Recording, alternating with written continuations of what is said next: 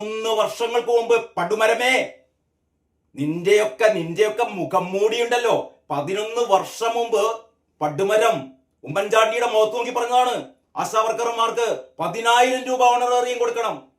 2025 ആയപ്പോ കാരണഭൂതമാണ് ഭരിക്കുന്നത്. അതുകൊണ്ട് ഒന്നും കൊടുക്കണ്ട, ഈ 7,000 തന്നെ ധാരാളം എന്ന് പറഞ്ഞ തൊഴിലാളി ദ്രോഹിയാണ്. തൊഴിലാളികളെ ഒറ്റിക്കൊടുത്തവനാണ് പടുമരം. ഇപ്പൊ ഏറ്റവും വലിയ രസം എന്താണെന്നറിയോ?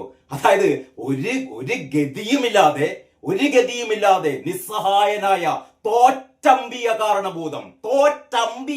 കാരണഭൂതം തലകുനിച്ചുകൊണ്ട് കേരളത്തില് ഈ PM ശ്രീ പദ്ധതിയുമായി ബന്ധപ്പെട്ട് നടത്തിയ നാടകങ്ങൾ മുഴുവൻ പൊളിഞ്ഞ് പാളിസായപ്പോൾ തലയുയർത്താൻ പോലും പറ്റാതെ തോറ്റമ്പിയ കാരണഭൂതം പിടിച്ചു നിൽക്കാൻ വേണ്ടിയിട്ട് ഒരുപാട് ആനുകൂല്യങ്ങൾ എന്ന് പറഞ്ഞ എല്ലിൻ കഷ്ണങ്ങൾ ഇങ്ങനെ വലിച്ചെറിയുകയാണ്. അക്കൂട്ടത്തിൽ